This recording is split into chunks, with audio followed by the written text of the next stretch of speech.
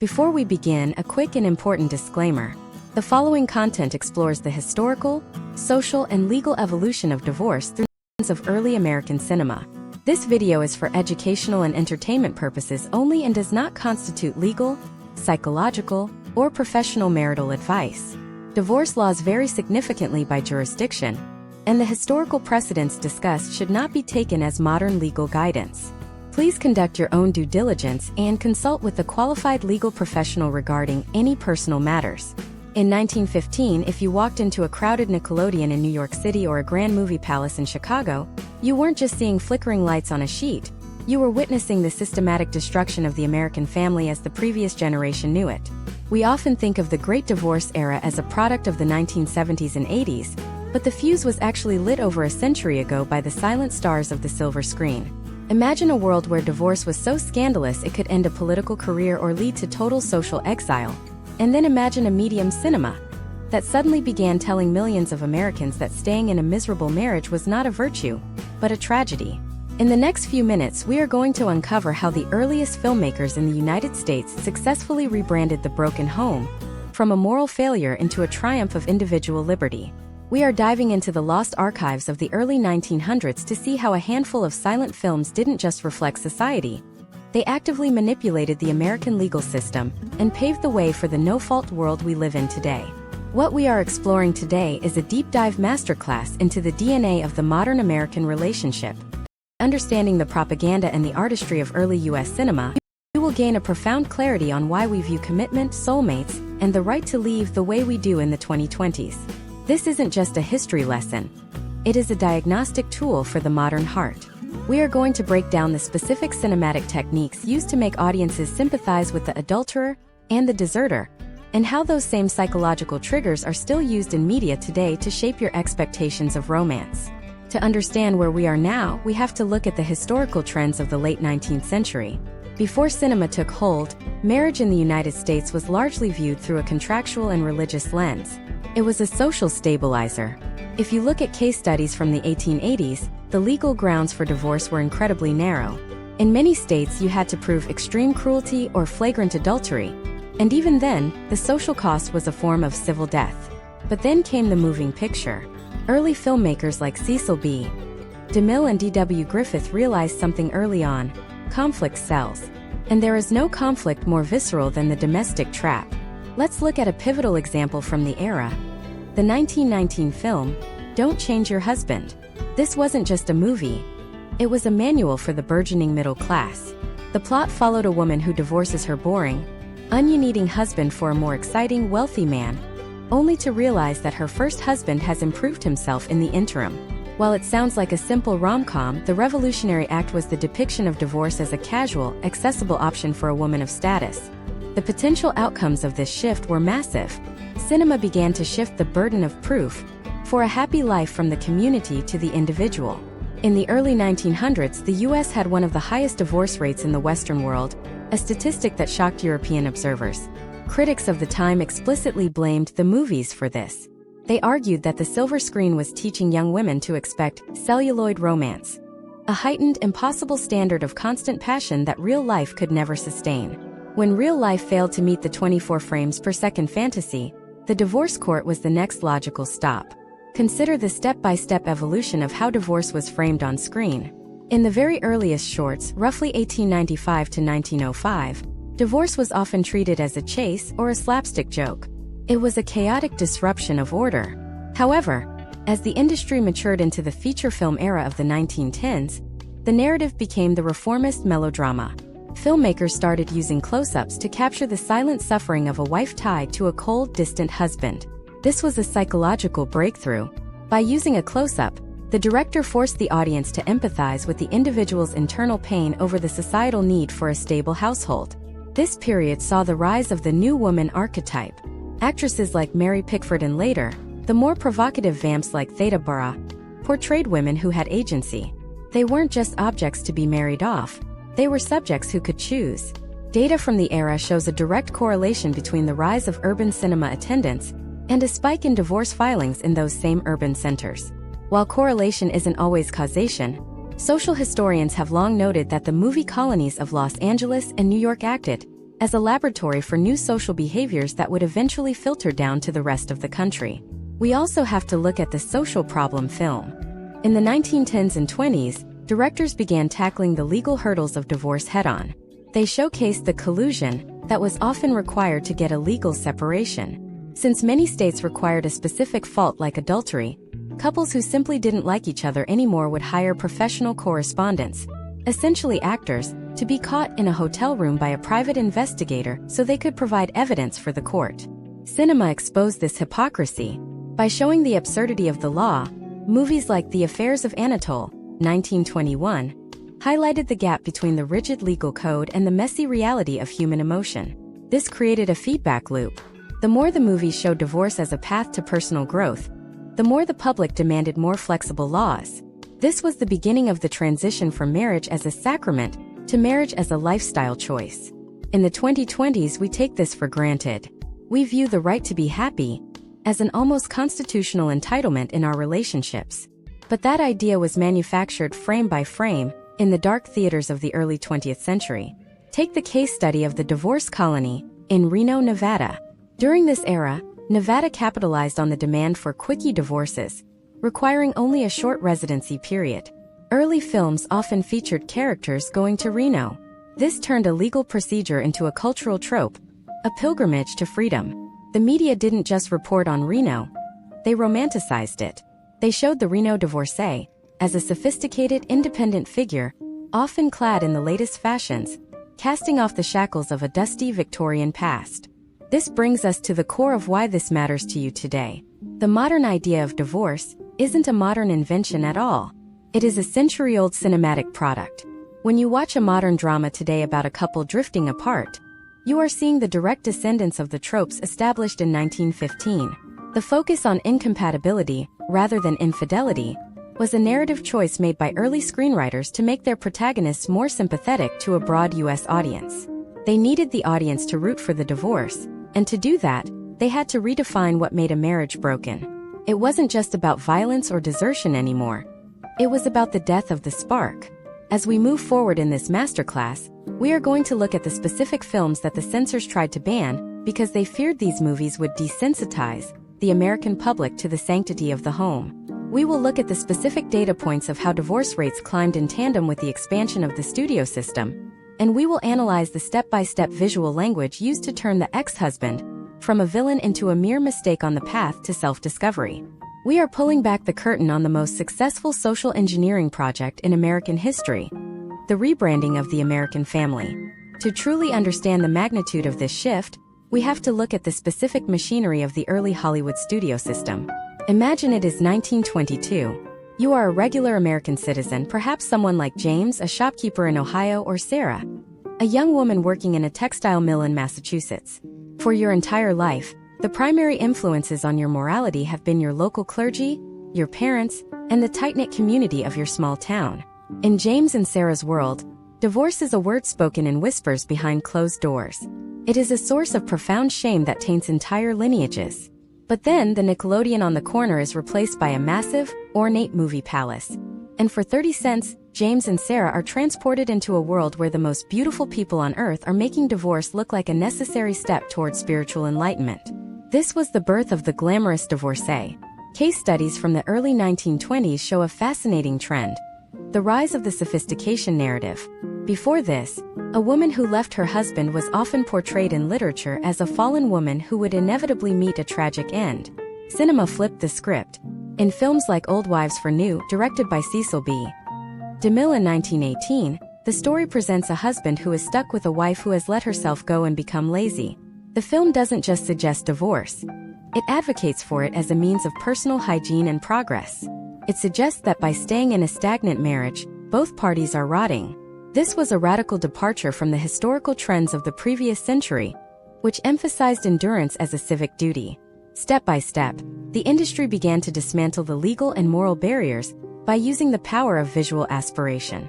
If you look at the costumes and the set designs of these early films, they were purposefully more opulent than anything the average viewer had ever seen. The message was subtle but powerful. If you want to live in this world of silk gowns, Art Deco furniture, and high society parties, you cannot be tethered to the provincial morality of the 19th century. By 1924, movies were frequently showcasing characters who were on their second or third marriage, treating the previous unions not as failures, but as practice rounds. For an audience in 1924, this was the equivalent of a psychological shock to the system. Let's look at the data regarding the Hays Code and the early attempts at censorship. Because cinema was so effective at changing public opinion, religious groups and conservative politicians panicked. They saw that the divorce rate in the United States had more than doubled between 1900 and 1920. By the late 1920s, there were roughly 1.5 divorces for every 1,000 people, a number that sounds small today but was an astronomical increase for the time. The potential outcomes of this trend led to the creation of the Motion Picture Production Code, often called the Hays Code. This was an attempt to mandate that marriage must be shown as a sacred institution, and that divorce should never be presented in a positive light. However, the studios were incredibly clever. They found ways to bypass these rules by using what we call the Reno loophole. Producers realized that if they set their stories in Nevada, they could show a character going through the divorce process while technically following the rules of portraying the law as it existed. This turned Reno into a mythical landscape for the American public. Imagine if today, in 2026, a specific city became the global capital for a radical new way of living, perhaps a place where all debt was forgiven or all social contracts were resettled. That is what Reno was for the 1920s and 30s. It was the only place in the national imagination where you could hit a reset button on your life.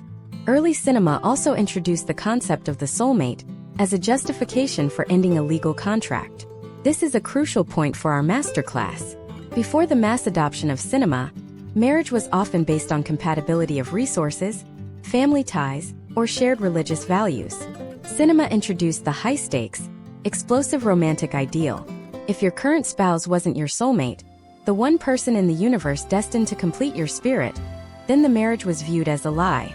By framing the search for a soulmate as a higher moral calling than the maintenance of a contract, early films gave the American public a moral high ground to seek divorce. They weren't being selfish, they were being true to their hearts. Consider the case study of Gloria Swanson, one of the biggest stars of the silent era. Her personal life, which included multiple marriages and divorces, was covered by the tabloids with the same intensity as her films. The distinction between the screen and reality began to blur. When fans saw Swanson portray a woman navigating complex romantic entanglements on screen, and then read about her doing the same in real life, it normalized the behavior. It shifted the cultural perception of divorce from a tragedy to a headline. It became part of the celebrity lifestyle, something to be consumed and even emulated by those who wanted a taste of that modern, fast-paced existence. The step-by-step psychological process used by filmmakers involved three main stages: isolation, justification, and liberation. In the isolation stage, the protagonist is shown in a marriage where they are fundamentally misunderstood. Their spouse is often depicted as a caricature of old-world values, perhaps too focused on money, tradition, or social standing. In the justification stage, a new love interest is introduced who represents the modern world, someone who understands the protagonist's dreams and desires. Finally, the liberation stage depicts the divorce not as a courtroom drama, but as a breath of fresh air. The final shots of these films often featured the character looking out over a horizon or driving away in a fast car, symbolizing that their life was just beginning. As we move into the 1930s, the Great Depression added another layer to this narrative. Financial stress became a primary driver of domestic conflict, and cinema responded by showing how divorce could be a survival mechanism. Historical trends during the Depression show that while divorce rates actually dipped slightly, because people couldn't afford the legal fees, the cultural obsession with divorce in film only increased. It became a form of escapism. People sitting in a theater in 1932, struggling to put food on the table, watched movies about wealthy people in New York penthouses arguing about who got the summer house in the Hamptons. It turned the legal dissolution of a family into a luxury good. This leads us to a startling realization about our current year 2026. We often think our modern conversations about conscious uncoupling or trial marriages are new, but they are actually the echoes of scripts written 100 years ago. The architecture of the modern American breakup was designed in the writers' rooms of the silent era. They were the ones who first asked, what if the point of life isn't stability but personal happiness? And what if the law is just an obstacle to that happiness? But there was a darker side to this cinematic revolution. While the movies sold the dream of a fresh start, they rarely showed the aftermath for the children or the long-term economic consequences for women who lacked independent wealth. The silver screen was a master of the beginning of the end, but it was silent on the reality of what came next. In the next part of this deep dive, we are going to look at the secret war between the Catholic Church and the Hollywood moguls. We will examine the specific films that were burned or edited beyond recognition, because they dared to show a woman leaving her children to pursue her own life. We will also uncover the specific visual cues directors used to trick the censors, and how those same visual tricks are used in 2026 to make us buy into a version of reality that might not exist. Get ready, because the battle for the American soul was fought one frame at a time, and the consequences are still playing out in your living room today. The secret war for the American heart didn't just happen in courtrooms. It happened in the editing bays of Los Angeles. To understand the intensity of this conflict, we have to look at the power dynamics of the 1920s and 30s. On one side, you had the Hollywood moguls, many of whom were immigrants or first-generation Americans who saw cinema as a tool for total social liberation. On the other side, you had the Legion of Decency, a powerful coalition primarily led by the Catholic Church, which viewed the cinema as a moral plague. This wasn't a minor disagreement. It was a high-stakes battle for the definition of the American family. The Legion of Decency realized that if they couldn't stop people from going to the movies, they would have to control what happened in the darkness of the theater. Imagine you are a filmmaker in 1930. You want to tell a story about a woman who realizes her marriage was a mistake and decides to leave. Under the strict eyes of the censors, you were forbidden from showing divorce as a solution to a problem. The code explicitly stated that the sanctity of the institution of marriage and the home shall be upheld. This meant that if a character got a divorce, they had to be punished by the end of the film. They had to end up lonely, broke, or dead. But the writers were faster than the censors. They developed a step-by-step system of narrative coding that allowed them to preach liberation while technically following the rules. One of the most effective case studies of this era is the 1934 film The Gay Divorcee, starring Fred Astaire and Ginger Rogers. The title alone was a provocation. By pairing the word gay, meaning lighthearted and happy, with divorcee, the film was performing a psychological rebrand. The story centers on a woman who wants a divorce and travels to a seaside resort to arrange a fake scene of adultery, so she can meet the legal requirements for a decree. This was a direct critique of the legal system's absurdity, while the censors forced the filmmakers to change the title from the original stage play name, The Gay Divorce, to include the extra E to refer to the person rather than the act. The message was clear. Divorce could be a musical, could be a dance, could be glamorous. This era introduced the concept of the comedy of remarriage. Since the censors wouldn't let couples just walk away from each other, filmmakers like Howard Hawks and Leo McCarey created a loophole. They would have a couple get divorced at the beginning of the movie, spend the entire second act enjoying the freedom of being single or dating other people, and then realize they were actually in love with each other all along and get remarried at the end. Technically, the sanctity of marriage was upheld, but the psychological impact on the US public was the opposite. Audiences weren't watching for the reunion. They were watching for the thrill of the separation. They were learning that you could leave, experience a new life, and that the world wouldn't end. In our current landscape of 2026, we see the potential outcomes of this long-term conditioning. We have normalized the idea of the starter marriage or the conscious uncoupling. These concepts are the direct descendants of the comedy of remarriage. We have been trained for a century to view the legal contract of marriage as a flexible narrative device, rather than a permanent bond. Historical trends show that by the time the actual no-fault divorce laws were passed in California in 1969, the American public had already been living in a no-fault world emotionally for decades, thanks to the silver screen. Let's look at the data of the 1930s. Even during the height of censorship, movies featuring themes of marital discord were the highest-grossing films of their time. The public was hungry for stories that reflected the friction in their own homes. Consider the case of a housewife in 1935. Let's call her Margaret, living in a small town in Georgia. Margaret's reality is one of domestic duty and limited options. But when she goes to the cinema, she sees a woman who stands up to her husband, demands a separate life, and is greeted with a montage of beautiful clothes and city lights. The movie doesn't have to give Margaret legal advice to change her life. It just has to give her an alternative reality to dream about. This is the power of visual persuasion. Step by step, directors used visual cues to signal to the audience that a marriage was over long before a character said a word. They used the architecture of the sets, placing physical objects like pillars or large tables between a husband and wife to symbolize their emotional distance. They used lighting to cast one spouse in shadow while the other was in the light, suggesting they were now living in two different moral universes. These techniques were so effective that they bypassed the logical mind and went straight to the emotions. By the time the legal battle in the movie started, the audience had already mentally divorced the couple. The censors also tried to regulate the way bedrooms were shown. This is why, for decades, you saw married couples in movies sleeping in separate twin beds with a nightstand in between. The goal was to desexualize the union to make it seem more like a sterile partnership than a passionate bond. Paradoxically, this backfired. By making the married bedroom look like a hospital ward, cinema made the idea of an affair or a new relationship seem even more vibrant and alive.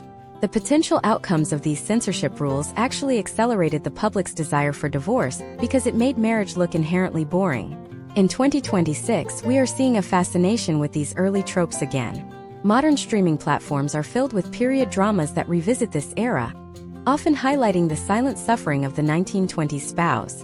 But we must be careful to look at the case studies with a critical eye.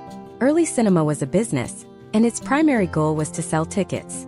The moguls knew that scandal and the breaking of taboos were the fastest ways to fill seats. They were incentivized to make divorce look like a grand adventure. They rarely showed the step-by-step reality of the poverty that often followed for women in an era where they couldn't easily get credit cards or own property in many states. The cinema created a version of divorce that was scrubbed of its grit. It was a sanitized, high-fashion version of a social earthquake. And because this was the primary way Americans consumed stories about relationships, it shifted the collective expectation. It created a historical trend where the emotional reality of a relationship became the only reality that mattered. If the feelings were gone, the contract was considered fraudulent. This is a radical shift from the pre-cinema era where the contract was the reality, regardless of the feelings. As we continue this deep dive, we have to ask, who were the people really pulling the strings? It wasn't just the directors. There was a sophisticated network of publicists and studio heads who were actively working to change American law to protect their stars' lifestyles. We are going to look at the secret meetings between Hollywood lawyers and state legislators that helped loosen the requirements for divorce. We will examine the specific case of a film so controversial that it was seized by federal agents because it was considered a threat to national stability. And most importantly, we will look at how the 2026 version of yourself is still being influenced by the lighting choices and camera angles of a 1928 silent film. The loop is opening wider, and in the next part, we reveal the hidden propaganda of the divorce industry that the studios didn't want you to see. What happens when the person you've been told is your soulmate becomes your legal enemy? The answer was filmed in 1939, and it changed everything. The year 1939 is often cited as the greatest year in the history of Hollywood. But while audiences were distracted by the sweeping vistas of Gone with the Wind or the technicolor dreams of The Wizard of Oz, a much grittier film was fundamentally altering the American perception of the domestic unit. That film was The Women. Imagine if you are a citizen in 2026 looking back at the relics of the past to find the moment when the community stopped being the primary stakeholder in a marriage. The Women provided a step-by-step blueprint for how the social circle, rather than the law or the church, would become the new jury of marital success. It featured an all-female cast and centered entirely on the gossip, the social maneuvering, and the ultimate acceptance of divorce as a high society rite of passage. This film serves as a landmark case study because it moved the conversation away from the moral weight of the act and toward the tactical execution of it. It introduced the American public to the idea of the Reno trip as a social vacation. In the film, wealthy women congregate at a ranch in Nevada to wait out their 6-week residency requirement. They are shown riding horses, playing cards, and bonding over their shared status as the newly discarded or the newly liberated. By showing these characters in a group setting, cinema removed the isolation of divorce. It signaled to the U.S. public that if you leave your husband, you aren't going into a void. You are joining a club. Historically, the potential outcomes of such a public shift were massive. When a medium as powerful as film suggests that your social status can actually be elevated by a stylishly handled divorce, the traditional deterrents of shame and poverty begin to evaporate. In the 1930s, the economic reality for most women was still incredibly precarious, but cinema was busy selling the image of the wealthy divorcee who gained independence and a hefty alimony check. This was a narrative necessity for the studios. They needed to keep the stories aspirational. If they showed the reality of a middle-class woman in 1939 trying to enter the workforce after a divorce with no skills and limited legal rights, the fantasy would crumble. Let's analyze the historical trends of the late 1930s legal landscape. During this time, many states still practiced what was known as the fault system. To get a divorce, you had to prove a specific sin: adultery, desertion, or cruelty. This led to the rise of what historians call the stage scandal. Couples who wanted to part ways, but had no legal grounds, would hire photographers and actors to create a fake scene of infidelity. Cinema began to reflect this back to the audience, often using it for comedic effect. By making the law look like a joke, films like The Awful Truth 1937 made the act of circumventing the law seem like a clever modern thing to do. It framed the legal system not as a protector of morality, but as a bumbling obstacle to be outsmarted. Imagine a character named David in 2026. David is navigating a modern breakup and thinks his feelings of frustration with legal paperwork are a product of the digital age. In reality, David is feeling the echoes of a frustration that was first amplified in 1939. The cinema of that era taught David's great-grandparents that the legal contract of marriage was an outdated formality that didn't account for the complexity of human emotion. This was the era where the idea of the personality clash began to take precedence over the idea of the broken vow. The deep dive into the propaganda of the divorce industry also reveals a fascinating connection between Hollywood and the fashion industry. During the late 1930s, magazines like Vogue and Harper's Bazaar would run spreads featuring the traveling clothes worn by characters in films headed for Reno. Divorce was being monetized as a fashion trend. There was a specific look, the Reno suit, which was designed to look practical yet sophisticated. By turning the legal dissolution of a marriage into a shopping opportunity, the consumerist machinery of the United States was effectively neutralizing the religious and social gravity of the event. If you can buy an outfit for it, it can't be that much of a tragedy. We also have to consider the step-by-step manipulation of the male perspective during this transition. While much of the cinema focused on the female experience, the 1930s also gave birth to the misunderstood husband. Films began to portray men who were trapped in marriages with social climbing, nagging, or emotionally distant women. This allowed male audiences to justify their own desires for an exit. The potential outcomes of this were a more balanced, but equally destructive, narrative where both genders were encouraged to look for the exit sign the moment the domestic atmosphere became less than cinematic. Data from the U.S. Census Bureau shows that by 1940, the divorce rate had reached a new peak, largely driven by the urban centers where movie attendance was highest. The cultural infrastructure for the 1960s revolution was already fully built by the end of the 1930s. The studios had successfully rebranded the family from a permanent fortress into a temporary agreement. They used the power of the close-up to make personal happiness seem like the only moral imperative. When you see a character's face fill a 40-foot screen as they weep over their lost youth or their unfulfilled dreams, the viewer is conditioned to believe that anything, including the destruction of a home, is a fair price to pay for that character's relief. This brings us to the hidden influence of the studio lawyers. Behind the scenes, the heads of MGM, Warner Brothers, and Paramount were dealing with their own stars' messy lives. They needed divorce to be socially acceptable because their most valuable assets, their actors, were constantly rotating through marriages. If the public boycotted a star for getting a divorce, the studio lost millions. Therefore, the studios used their films as a form of preemptive public relations. They normalized on screen what their stars were doing off-screen to protect their investments. It was a sophisticated cycle of life imitating art, which then justified the life. As we look at the case studies of the 1930s, we see the introduction of the modern divorce lawyer as a cinematic character. Previously, lawyers in films were either pillars of justice or mustache-twirling villains. In the late 30s, they became cynical, fast-talking fixers. They were depicted as the ones who knew where the bodies were buried and how to navigate the Reno system. This taught the American public that divorce wasn't just an emotional event, it was a tactical one. It required a specific kind of professional help. This was the beginning of the divorce industry as a multi-billion-dollar sector of the American economy. The most shocking part of this evolution, however, wasn't what was on the screen, but what was edited out. In our next part, we are going to look at the deleted scenes and the banned scripts that were deemed too dangerous for the public. We will explore the secret files of the Hayes office to see exactly what the government was afraid you would learn about the power of leaving.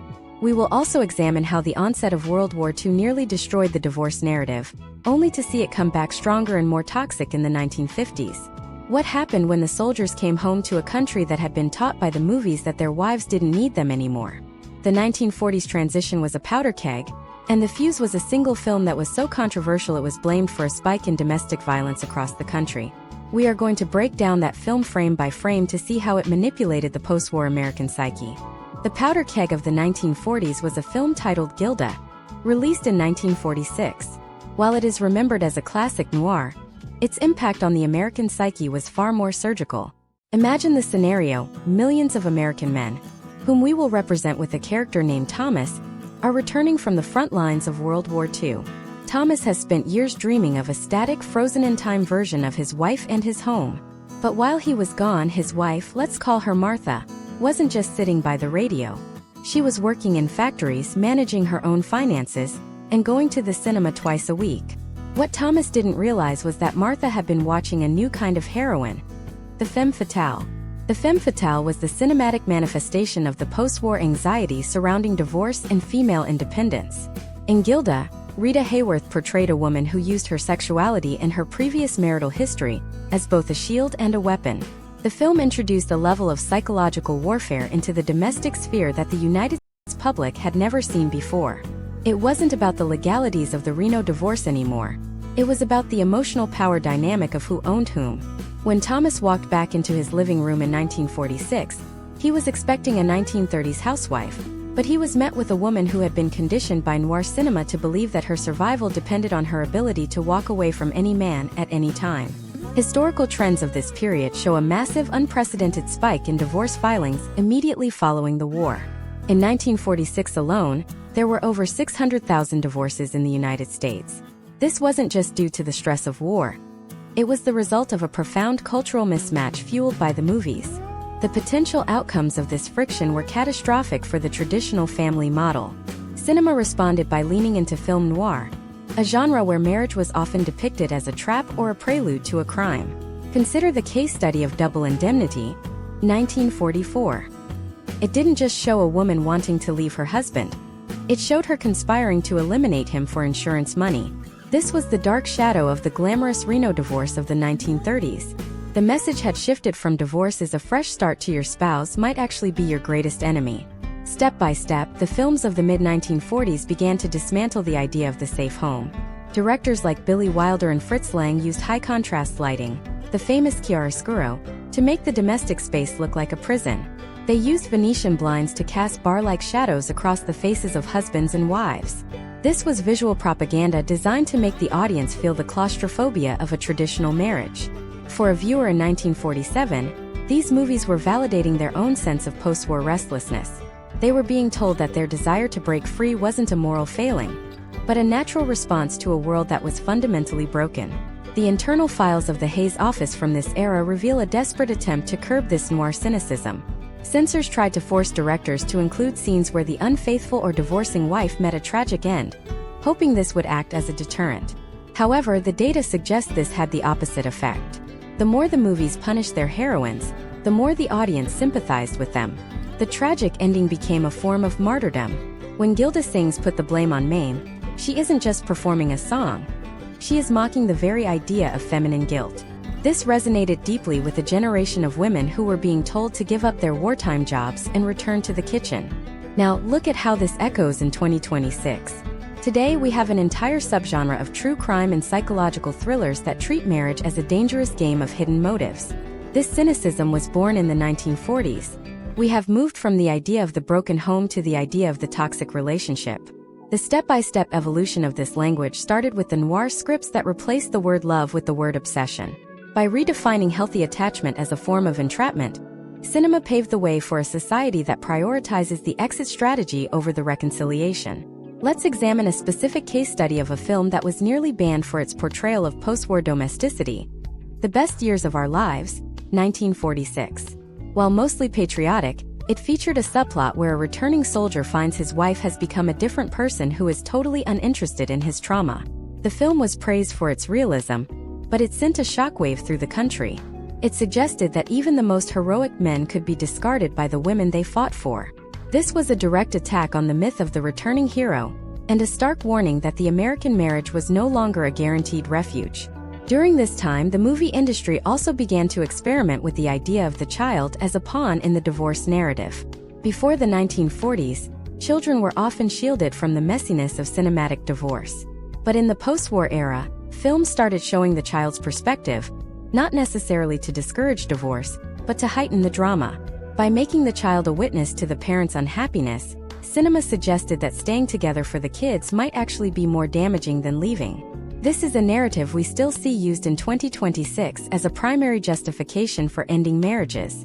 It was a tactical shift in the argument. Leaving wasn't just good for you, it was supposedly better for the next generation. The potential outcomes of this shift in the 1940s were far-reaching. It created a culture of suspicion. If the movies were telling you that your husband was a stranger and your wife was a plotter, how could you build a stable community? The historical trends show that as cinema became more cynical, social trust in the United States began to erode. We began to look at our neighbors not as fellow citizens, but as protagonists in their own secret dramas. This was the beginning of the atomized American life. But there is a detail in the frame that most people miss. In the next part, we're going to look at the 1950s, the decade we think of as the golden age of the nuclear family. We will uncover the truth behind the suburban facade. We are going to analyze the secret codes used in 1950s Technicolor melodramas to show that the perfect lawn was actually a graveyard for the human spirit. We will see how directors like Douglas Sirk used vibrant colors and reflections to signal that the 1950s housewife was the most desperate character in film history. And we will reveal the one film from 1955 that predicted the 1960s divorce explosion with terrifying accuracy. What happens when the dream house becomes a nightmare? The answer involves a hidden layer of cinematic subversion that will change the way you look at every 1950s sitcom forever. The facade is about to crack, and the 2026 version of The American Family is hiding in the rubble. The cracking of the suburban facade didn't happen in the 1960s. It was meticulously engineered during the high-gloss era of the 1950s. Imagine a United States citizen in 1955, perhaps a man named Robert who just moved his family to a brand new Levittown development. Robert believes he is living the dream that cinema promised him in the late 1940s. He has the lawn, the station wagon, and a wife who looks like she stepped out of a Sears catalog. But when Robert and his wife go to the local cinema to see a Douglas Sirk masterpiece like All That Heaven Allows or Magnificent Obsession, they aren't seeing a reflection of their happiness. They are seeing a step-by-step autopsy of their own boredom. The 1950s were the years of the Great Compression. While the divorce rates appeared to stabilize after the post-war spike, this was a statistical illusion. The social pressure to conform was at an all-time high, but cinema became the pressure valve. Directors like Douglas Sirk used a technique called subversive melodrama. On the surface, these movies were colorful, beautiful, and appeared to uphold traditional values. But if you look at the case studies of Sirk's framing, he almost always filmed his protagonists through window panes, in mirrors, or framed by aggressive domestic architecture. This was a visual code for entrapment.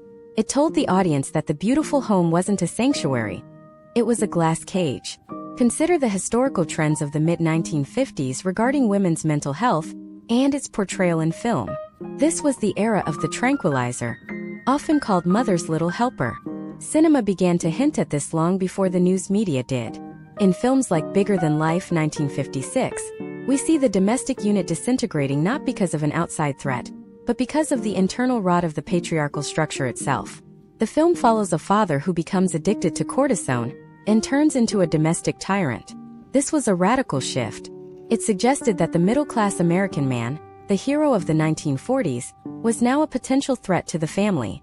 This set the stage for the potential outcomes of the 1960s, where the rejection of the father figure became a central theme of American life.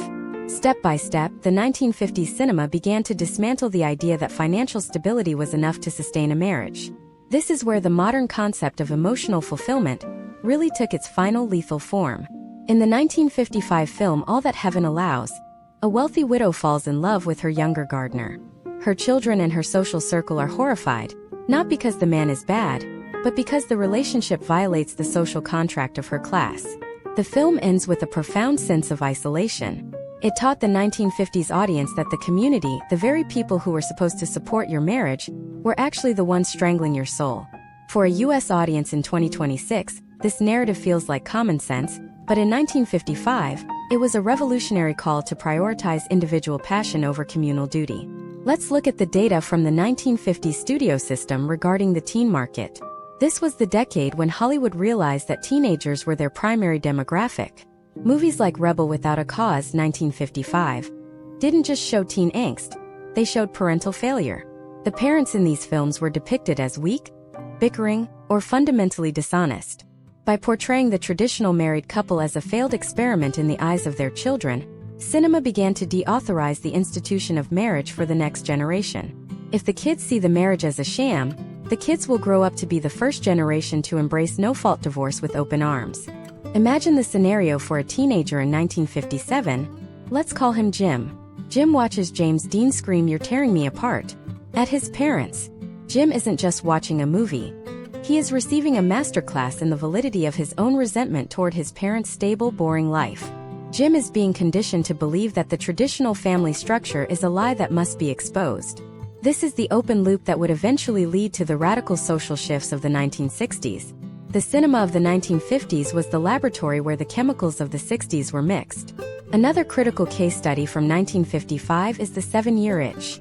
While remembered for Marilyn Monroe's dress over the subway grate, the film is actually a deep dive into the psyche of the married American man, who feels entitled to a wandering eye. It normalized the idea that after 7 years, a marriage naturally becomes a burden. It used comedy to mask a very serious psychological shift, the idea that monogamy is a biological struggle, rather than a moral commitment. By framing the desire to stray as a universal, relatable itch, the film gave men a vocabulary to justify their restlessness. The potential outcomes of this cinematic era were the creation of a double life. Americans were living in a 1950s reality while dreaming in a 1950s cinema. The gap between the two became unbearable. This is why, when we look at the historical trends, we see that the people who led the divorce revolution of the 1970s were the very people who grew up watching these 1950s melodramas. They were the ones who internalized the message that a life without passion is a life wasted. They were the ones who saw the station wagon not as a tool for family outings, but as a hearse for their identity. In 2026, we see the remnants of this in our obsession with the aesthetic of the 1950s. We love the mid-century modern furniture and the vintage clothes, but we often forget that the cinema of that era was screaming for an exit. We have romanticized the look of the era, while ignoring the warning signs that were hidden in every frame of a Cirque or Hitchcock film. Hitchcock, in particular, was a master of showing the dark underbelly of the suburban dream. In Rear Window, 1954, the protagonist spends his time spying on his neighbors, witnessing the varied failures of different types of relationships. It was a cynical buffet of marital misery, served in Technicolor. As we moved toward the end of the 1950s, the Hays Code was effectively dead, even if it was still on the books. Filmmakers were pushing the boundaries of what could be said and shown about the failure of the American home. They were preparing the public for a world where the word divorce would no longer be a scandal, but a lifestyle choice. They were building the bridge to the 1960s, where the legal and social barriers would finally be dynamited. But there was one final obstacle. Before the no-fault revolution could happen, the movies had to solve the problem of the children. They had to figure out a way to make the destruction of the nuclear family look like an act of liberation for the kids too. In the next part of this deep dive, we are going to look at the rise of the child-centric divorce film. We will examine the 1960s movies that rebranded the broken home as a groovy new way to live. We will uncover the hidden influence of the counterculture on Hollywood's portrayal of the ex-husband, and we will look at the specific 1967 film that made the entire concept of traditional marriage look like a relic of the Stone Age. What happens when the children start cheering for the divorce? The answer is a chilling look into the marketing of the generation gap, and it explains exactly why the 2026 family feels so fragmented today. The revolution wasn't just televised. It was scripted, cast, and edited for maximum impact. The script for the 1960s wasn't just written in Hollywood. It was drafted in the smoke-filled dorm rooms of the burgeoning counterculture and refined by studio executives who realized that the most profitable demographic in American history, the baby boomers, wanted to see the old world burn. Imagine a young woman in 1967 named Linda. Linda grew up in the 1950s suburbia we just dismantled. She saw her mother's quiet desperation through the lens of a Douglas Sirk film. And now, as she enters adulthood, she is looking for a way out. For Linda, the traditional marriage isn't just a social contract. It is a spiritual death sentence. And in 1967, Hollywood gave her the ultimate justification in the form of Mike Nichols' The Graduate. While many view The Graduate as a film about a young man's affair with an older woman, its true impact on the U.S. public was its systematic mockery of the marital establishment. The famous final scene where Dustin Hoffman and Catherine Ross flee a wedding and sit on the back of a bus is a masterclass in the cinematic promotion of the exit strategy. They aren't running toward a new life. They are simply running away from the old one. The look on their faces as the bus drives away, a mix of adrenaline and terrifying uncertainty, became the emotional template for the divorce revolution. It told Linda and millions like her that the act of leaving was the only authentic thing left to do, even if you had no plan for what came next. The historical trends of the late 1960s show a fascinating pivot in how the child of divorce was portrayed. Step by step, cinema stopped treating children as victims of a broken home and started treating them as liberated agents. Consider the case study of the 1961 film The Parent Trap. While it is a lighthearted Disney comedy about twins trying to reunite their divorced parents, it served a deeper purpose. It normalized the idea of the split household. It showed that children could survive and even thrive in a world where parents lived on opposite coasts. It introduced the concept of the cool single father and the sophisticated independent mother. By making the divorce look like a logistical puzzle rather than a moral tragedy, the film lowered the psychological barrier for parents who were on the fence about leaving. The data from this era is staggering. Between 1960 and 1970, the divorce rate in the United States doubled. The potential outcomes of this shift led to a massive overhaul of the legal system. But the movies were always 6 steps ahead of the legislators. In 1966, the film Who's Afraid of Virginia Woolf hit theaters like a wrecking ball. It featured Richard Burton and Elizabeth Taylor in a state of constant, high-octane domestic warfare. For the first time, the American public saw a marriage that wasn't just boring but radioactive. The film used language and psychological cruelty that had never been allowed under the previous codes. It convinced the audience that if this was what marriage looked like behind closed doors, then divorce wasn't just an option, it was an act of mercy. Imagine you are a filmmaker in 1968. You no longer have to worry about the Hays Code, as it has been replaced by the MPAA rating system. This was the moment the floodgates opened. You can now show the step-by-step breakdown of a family with clinical precision. This led to the rise of the new Hollywood era, where directors like John Cassavetes explored the raw, ugly reality of marital dissatisfaction in films like Faces. These weren't the glossy melodramas of the 50s. These were gritty, handheld, improvised feeling nightmares that made the audience feel like they were eavesdropping on their neighbors. This realism was the final nail in the coffin for the romanticized nuclear family. It stripped away the last remaining layers of cinematic glamour, leaving only the cold, hard truth that marriage was difficult, and perhaps, for many, impossible. The potential outcomes of this realism were a total shift in the U.S. public's character. By 2026, we have inherited a culture that views marital struggle not as a private cross to bear, but as a public narrative to be shared and dissected. This started with the 1960s obsession with psychological transparency. Cinema taught us that keeping secrets was a form of violence, and that the only way to be healthy was to expose every flaw in our relationships.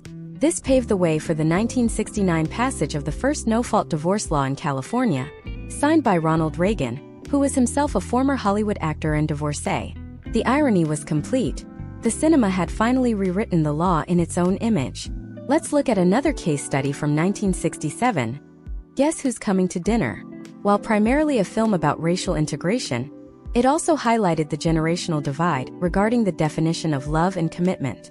The younger couple's insistence on their right to be together, regardless of societal consequences, mirrored the rhetoric used by those advocating for easier divorce laws. The argument was the same. The individual's emotional truth outweighs the community's traditional rules. This was the era of the personal over the political, and cinema was the primary vehicle for this ideology. As the 1960s bled into the 1970s, the marketing of the generation gap became a billion-dollar industry. Hollywood realized that they could sell the idea of rebellion to the youth while simultaneously selling the idea of reinvention to their parents. This created a unique historical trend where both the children and the parents were looking at the exit door at the same time. This is why the 2026 family often feels so fragmented. It is built on the foundation of a decade that prioritized the self over the system. The movies told the parents that they deserved to be happy, and they told the children that their parents' happiness was more important than the stability of the home. Consider the step-by-step visual changes in cinema during this transition. Color palettes shifted from the vibrant, optimistic hues of the early 60s to the earthy, muted, and often cynical tones of the late 60s. The cinematography became more chaotic. mirroring the social unrest on the streets of America. Marriage was no longer filmed in steady tripod-mounted shots. It was filmed with shaky, nervous cameras that suggested everything was about to fall apart. This visual instability translated into a psychological instability for the viewer. It made the idea of a lifelong commitment look not just old-fashioned, but physically uncomfortable. But even as the 1960s tore down the old structures, a new and even more powerful narrative was beginning to form. In the next part of this deep dive, we are going to look at the 1970s, the decade of the Kramer versus Kramer revolution. We will examine how Hollywood shifted from celebrating the exit to mourning the consequences, but in a way that actually made divorce even more central to the American identity. We will uncover the secret data behind the rise of the cinematic custody battle, and how it transformed the American father from a distant provider into a legal combatant. We will also look at the one film that made the entire country cry about a broken home, while simultaneously making sure no one ever wanted to get married again. What happens when the movie doesn't end with a bus ride, but with a courtroom? The 1970s were the years where the legal and the emotional finally collided, and the fallout is exactly what you are feeling in 2026. Get ready, because the courtroom is now in session. The transition into the 1970s marked the end of the honeymoon phase of the divorce revolution. If the 1960s were about the exhilaration of the escape, the 1970s were about the brutal reality of the settlement. The courtroom replaced the bedroom as the primary theater of domestic drama. Imagine a father in 1979, let us call him Michael. Michael has spent the last decade hearing that he needs to be more emotionally available, more present and more sensitive. But when his marriage dissolves, he finds himself in a legal system that still views him through a 19th century lens, as a secondary figure in the emotional life of his children. For Michael and for millions of American men, the film Kramer vs. Kramer was not just a movie. It was a cultural earthquake that redefined the American father in the eyes of the law and the public. This film is the definitive case study for the 1970s, because it stripped away the last vestiges of the glamorous divorce. There were no Reno ranches, no musical numbers, and no high-fashion travel suits. Instead, the U.S. public saw the step-by-step destruction of a middle-class life. We watched a father learn how to make French toast, we watched a mother struggle with her identity outside of her family, and most importantly, we watched the child become the primary casualty of the war. Historically, the potential outcomes of this film were massive. It moved the needle on joint custody and father's rights more than decades of lobbying ever could. It forced the audience to confront the fact that divorce wasn't just a liberation for adults. It was a profound disorientation for children. The historical trends of the 1970s were dominated by the legal shift toward no-fault divorce, which by 1977 had been adopted by nearly every state in the Union. This meant that for the first time in American history, you didn't need to prove your spouse was a villain to leave them. You simply had to state that the marriage was irretrievably broken. Cinema reacted to this by moving away from the melodrama of the victimized wife and toward the complexity of the mutually unhappy couple. Consider the case study of An Unmarried Woman, 1978. It followed a woman whose husband leaves her for a younger woman, but rather than focusing on the betrayal, the film focuses on her journey toward self-actualization. It suggested that being left was actually an opportunity for a woman to find her true voice. This was a sophisticated psychological pivot that made the pain of divorce seem like a necessary tax for personal growth.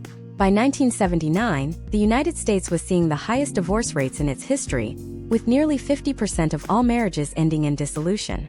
The data shows that cinema was both reflecting and accelerating this trend. Movies like Scenes from a Marriage, 1973, though originally a Swedish miniseries, had a profound impact on American intellectuals and filmmakers. It showcased the step-by-step erosion of a relationship through dialogue alone. It taught the American public that you could talk a marriage to death. In our current landscape of 2026, we see the potential outcomes of this in our hyper-analytical approach to relationships. We have become a nation of amateur therapists, constantly checking the pulse of our partnerships, a habit that was formed in the art house cinemas of the mid-70s. Imagine the scenario for a child in 1979, whom we will call Jennifer. Jennifer is the first of her friends to have 2 bedrooms, 2 sets of toys, and 2 different lives. Cinema began to cater to Jennifer's experience. The step-by-step introduction of the blended family in film started to take hold. While TV shows like The Brady Bunch offered a sanitized, sunny version of this, cinema was more interested in the friction. Movies like The Goodbye Girl, 1977, showed the reality of a single mother trying to date while her daughter watched from the sidelines. It turned the child into a cynical observer of adult instability. This created a generation of Americans who entered the 1980s and 90s with a deeply skeptical view of the "until death do us part" vow. The potential outcomes of this 1970s cynicism were the birth of the divorce industry as a mainstream economic powerhouse. Hollywood began to portray divorce lawyers as the new high priests of American society. They were the ones who mediated the only thing that seemingly mattered more than love: assets. The 1970s introduced the concept of the scorched earth divorce. In 2026, we see this reflected in the way we talk about prenup agreements and the strategic protection of individual wealth. The cinema of the 70s taught us that because love was fleeting, the contract was the only thing you could actually rely on, but only if you had the better lawyer. Another critical case study is the rise of the slasher film in the late 70s. While seemingly unrelated to divorce, cultural critics have long noted that films like Halloween, 1978, often featured teenagers being punished for the absence of parental supervision. The killer often struck while the parents were away, distracted by their own domestic dramas or the fallout of their divorces. This was a subconscious cinematic punishment for the breakdown of the nuclear family. It tapped into a deep-seated American fear that by dismantling the traditional home, we had left the next generation vulnerable to the monsters under the bed. As we analyze the step-by-step visual language of the 1970s, we see a move toward the domestic claustrophobia of the kitchen sink drama. Directors used long, unbroken takes of couples arguing in cramped apartments. They used naturalistic lighting that made everyone look tired and aged. The message was clear. The American dream was exhausted. The movies were telling the US public that the house in the suburbs was no longer a prize. It was a liability. This was the era where the idea of the luxury of being alone began to take root. The single person in the city, like the protagonist in Taxi Driver or Annie Hall, became the new icon of American cool. Being unattached was synonymous with being free from the hypocrisy of the failed domestic experiment. In 2026, we are living in the world that the 1970s built. We have normalized the idea that a family is a fluid, ever-changing entity. We have accepted that the courtroom is a natural extension of the living room. But what we often fail to see is how the 1970s also introduced a new kind of romanticism, the romanticism of the ex. The idea that you could be better friends with someone once you were no longer married to them became a dominant theme. It was a way for the American public to have their cake and eat it too, to destroy the marriage while claiming to save the relationship. But as the 70s ended, a new decade approached that would take this cynicism and give it a shiny corporate makeover. The 1980s were about to arrive, bringing with them a brand of divorce that was aggressive, materialistic, and deeply competitive. In the next part, we are going to look at the 1980s, the decade of the War of the Roses. We will examine how the obsession with the yuppie lifestyle turned the divorce into a literal battle for the chandelier. We will uncover the hidden data of how the 1980s cinema popularized the idea of the trophy wife and the revenge divorce. We will also analyze the 1987 film that turned a casual affair into a national nightmare, changing the way American men viewed infidelity forever. What happens when the divorce isn't a courtroom drama, but a physical war? The 1980s answered that question with a vengeance, and the scars are still visible in the 2026 dating market. Get ready because the gloves are coming off. The 1980s arrived with a sharp, aggressive aesthetic that transformed the domestic tragedy of the 70s into a high-stakes competition for material dominance. Imagine a character named Steven, an ambitious junior executive in 1985. Steven has been conditioned by the movies of the early 80s to believe that his identity is entirely tied to his acquisitions: the German car, the designer watch, and the perfectly curated home in the suburbs. In Steven's world, a marriage isn't just a union. It is a merger. And when a merger fails in the 1980s, the resulting liquidation is nothing short of total war. This decade introduced the US public to the idea that divorce was no longer about finding oneself, but about winning the assets. The definitive case study for this era is the 1989 film The War of the Roses. Directed by Danny DeVito, this movie took the concept of marital dissolution and pushed it into the realm of a dark, slapstick horror. Unlike the quiet, somber tones of Kramer vs. Kramer, The War of the Roses showed a couple, the Roses, who literally destroy their multi-million-dollar mansion, rather than let the other person have it in the settlement. This was a direct reflection of the historical trends of the decade: the rise of the yuppie and the hyperfocus on net worth. Cinema was telling the American public that in a world of greed is good, Your spouse was the ultimate competitor in the ultimate market. Historically, the potential outcomes of this cinematic shift were profound. It popularized the idea of the scorched earth policy in family law. If the 1920s cinema made divorce glamorous and the 1960s made it rebellious, the 1980s made it vengeful. Step by step, the movies began to teach viewers how to use the legal system as a weapon. We saw characters hiding assets, spying on each other with primitive recording devices, and using the children as leverage for better financial terms.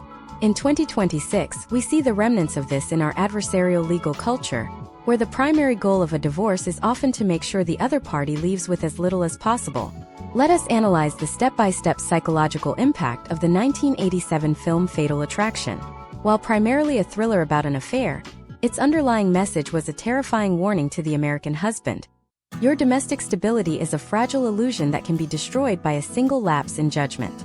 The film shifted the historical trends of the decade by injecting a sense of extreme paranoia into the concept of infidelity.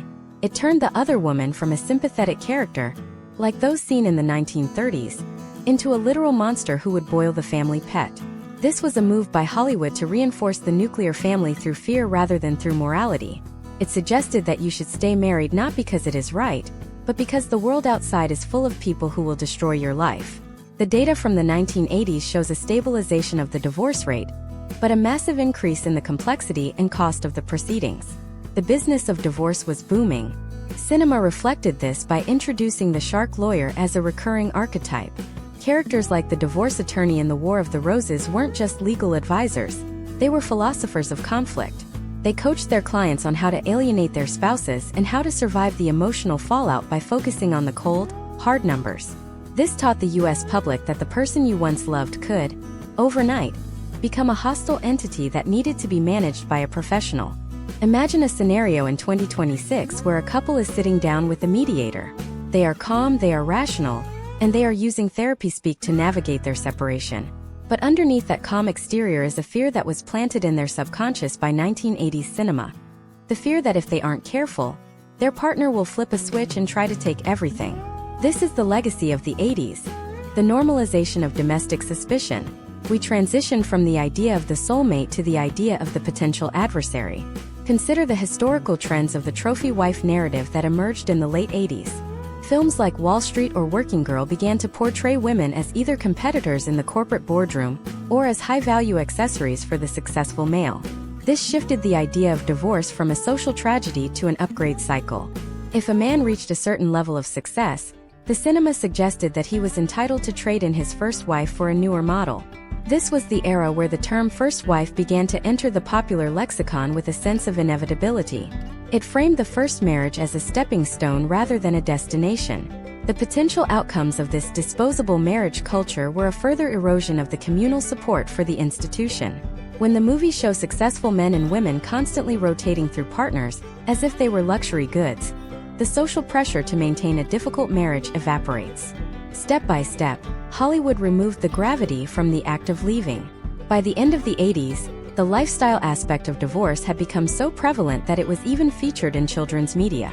We began to see more movies where the cool parent was the one who lived in a high-tech bachelor pad or a chic city loft, while the boring parent stayed in the traditional family home. Data regarding the rise of the prenuptial agreement in the late 80s and early 90s correlates directly with this cinematic obsession with wealth protection. The movies had convinced the public that love was a high-risk investment. Case studies from the time show that younger couples began entering marriages with an exit plan already in place. The cinema of the 80s had effectively killed the romantic notion of shared struggle. Instead, it promoted the rational notion of individual security. In 2026, we see this as the standard operating procedure for many American couples, but it was a radical shift in the mid-80s. We also have to look at the visual language used to depict the 80s home. Unlike the warm, cluttered houses of the 70s, the 80s cinematic home was often cold, minimalist, and full of hard surfaces like glass and marble. This wasn't just a design choice, it was a narrative one. It made the home look like a showroom rather than a sanctuary. When these houses were destroyed in films like The War of the Roses, it felt like a commentary on the emptiness of the decade's materialism. The movies were telling us that we were building houses that were perfect for a divorce but impossible to live in. As we move into the final part of this masterclass, we have to address the most modern evolution of this century-long project. We have seen the glamour of the 20s, the noir of the 40s, the subversion of the 50s, the rebellion of the 60s, the courtroom of the 70s, and the war of the 80s. But what happens when we reach the 2000s and beyond?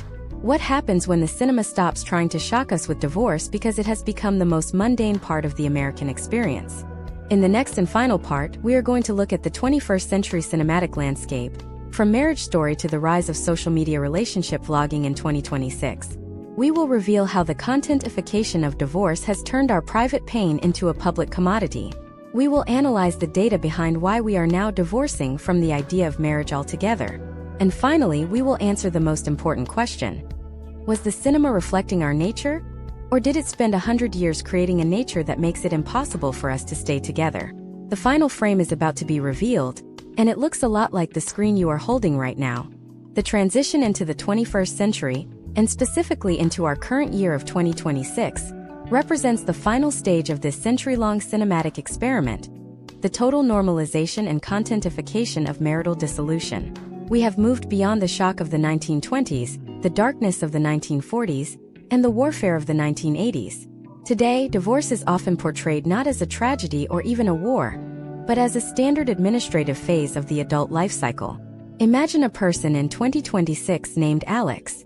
Alex doesn't watch movies to see if a couple will stay together. Alex watches movies to see how they will manage the brand of their separation.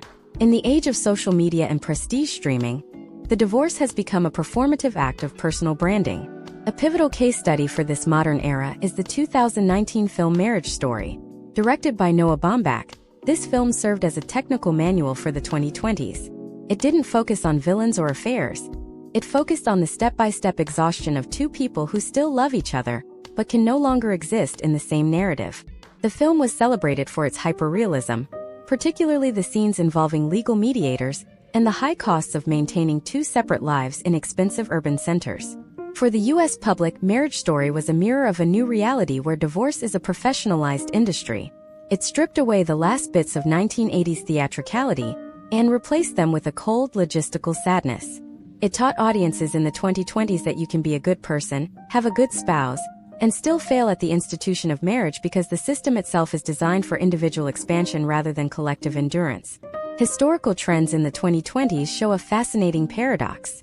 While the actual divorce rate has stabilized or even declined among certain demographics, the cultural obsession with the end of relationships has reached a fever pitch. We now live in a world of relationship vlogging and divorce influencers. In 2026, it is common to see individuals like Alex documenting their conscious uncoupling in real time for an audience of thousands.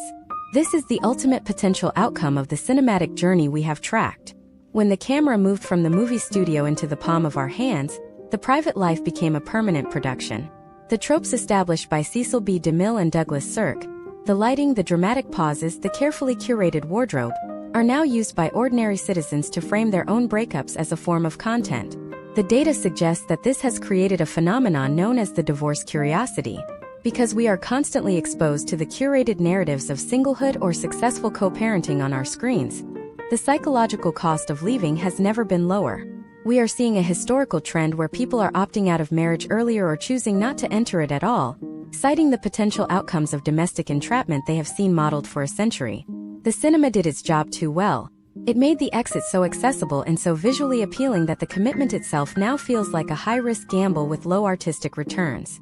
Step by step, we can see how modern cinema has rebranded the idea of the legacy marriage as a form of stagnation. In the 2020s, films and series frequently use the term growth to justify the end of a union. If you aren't growing at the same pace as your partner, the narrative suggests you are dying. This is the final refinement of the soulmate myth from the 1920s. We have moved from seeking the one to seeking the version of myself that feels most alive. If a marriage interferes with that self-discovery, it is viewed as a colonial force occupying the individual's territory. Cinema has provided the vocabulary for this shift, replacing words like duty and sacrifice with words like boundaries and self-care. Consider the case study of the rise of the gray divorce. Historical trends in 2026 show that divorce rates among those over the age of 50 have surged.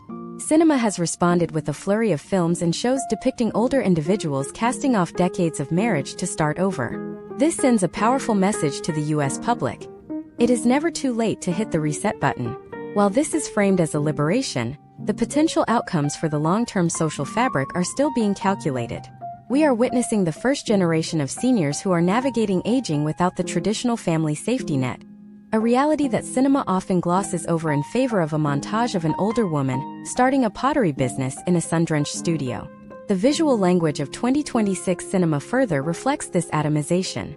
We see a lot of split-screen techniques, characters communicating through devices, and a focus on the individual in the frame rather than the couple. The wide shots of the 1950s that showed the family in their environment have been replaced by tight, intimate shots of a single person's face as they scroll through a dating app. The screen has become a mirror of our own isolation. We are being conditioned to see ourselves as the solo protagonists of a lifelong movie, where spouses and children are merely supporting cast members who can be written out of the script if the plot becomes too stagnant. Imagine the scenario for a child of 2026. Let us call him Leo. Leo doesn't know a world where marriage is expected to be permanent. To him, the family is a modular unit that can be reconfigured at any time. Leo's understanding of love is shaped by the algorithms that feed him stories of fleeting passion and the importance of walking away. The historical trends suggest that Leo's generation will view marriage as a quaint, perhaps even unnecessary, ritual from the past. The cinema of the last 100 years has successfully deconstructed the building blocks of the home, and Leo is growing up in the ruins, which have been beautifully filtered to look like a high-end minimalist apartment. The potential outcomes of this total cinematic saturation are a society that is highly mobile, highly individualistic, but perhaps profoundly lonely. We have achieved the liberation that the early filmmakers dreamed of. We have the right to leave, the right to seek happiness, and the right to redefine ourselves at any age. But we have also lost the narrative of the long haul. We have lost the cinematic language for staying when it's hard, for forgiving the unforgivable, and for building something that outlasts the individual's current mood. Hollywood found that those stories didn't sell as many tickets as the stories of the explosion and the escape. As we conclude this deep dive masterclass, we have to look back at the beginning. The flickering lights of 1915 told us that we were trapped. The noir of the 40s told us we were in danger. The melodramas of the 50s told us we were bored. The 70s told us we were victims. The 80s told us we were competitors. And the 2020s told us we are brands. Every frame was a brick removed from the wall of the traditional American family, until the wall simply ceased to exist. We have arrived at the end of the script, but the implications for your own life in 2026 are just beginning to unfold. You are the final product of 100 years of media manipulation. A century of writers and directors who decided that your domestic peace was less important than their dramatic tension. The question remains: can you see the frame around your own life? Or are you still just a character playing out a part that was written for you a century ago? The open loop of the American family is still spinning, and the next decade of cinema is already being written in the data of your own heart. What happens when the audience finally decides they are tired of the exit and want to find a way back in? That is the one story Hollywood hasn't figured out how to tell yet.